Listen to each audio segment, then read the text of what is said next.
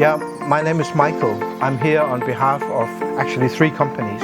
Ansuz makes cables and accessories, racks, decoupling devices, etc., etc. And then Aavik, which is a brand that makes electronics, make amplifiers, stacks, phono stages, power amps and preamps. And then Børresen speakers.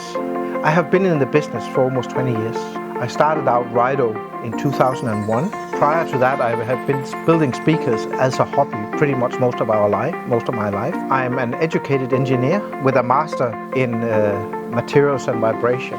So I look at designing speakers from a little bit different perspective because most of those that are in speaker designs come from the acoustic side. I come from a mechanical side where I have very good tools of analyzing vibrations and materials and how they behave in speakers.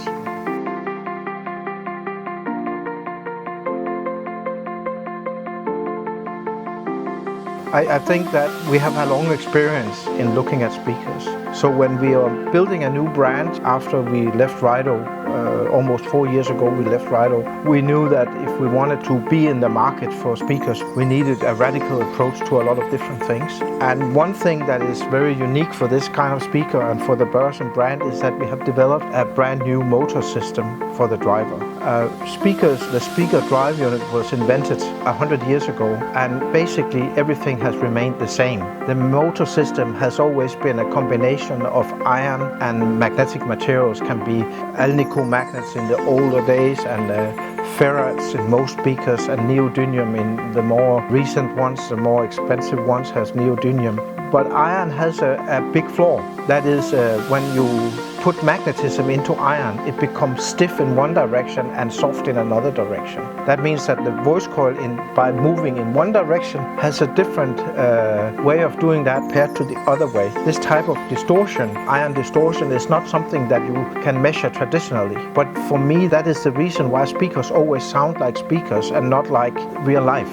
So we decided to try to get the iron out. And on this one, we have succeeded in taking the iron out of the speaker driver. So there's no iron. So we don't have this element of iron distortion in the speakers. And I think we have a patent on that. And I think that is very, very unique for our speakers. Of course, we also have the ribbon tweeter, which is also one of my designs. I designed the first of the ribbons in 1999. So that's 20 years ago, and that way of making a tweeter removes a lot of mass out of it. It removes a lot of distortion, and you have direct connection to the amplifier in the voice coil in the membrane. And it is a very, very low energy storage, very fast transient, very good power handling capability. I mean, so the good things about the ribbon tweeter paired with this motor system without any iron make the Børresen speakers very, very unique in the market.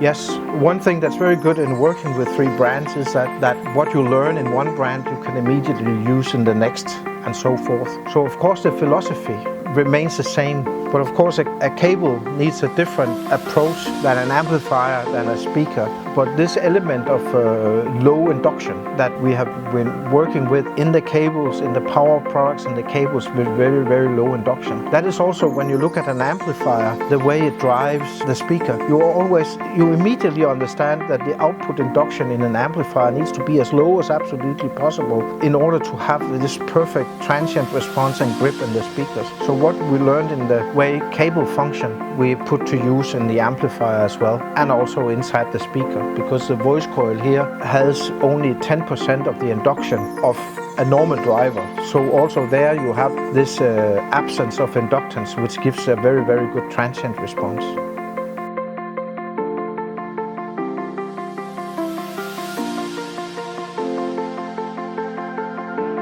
No.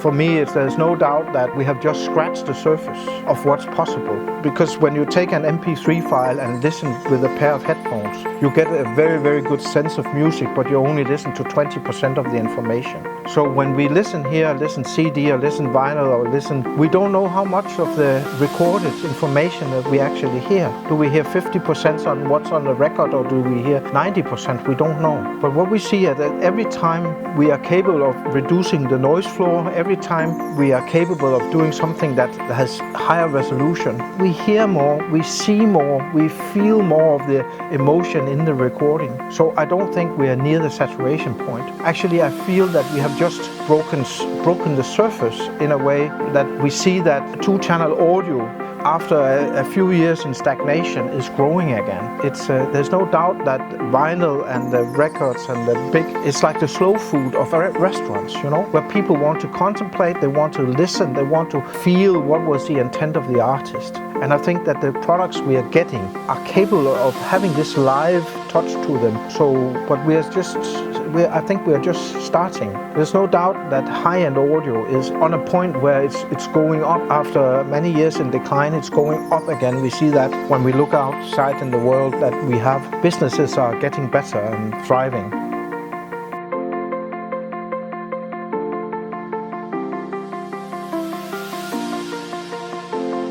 For me, a good audio product is one that's very true to the source, where I can feel the music.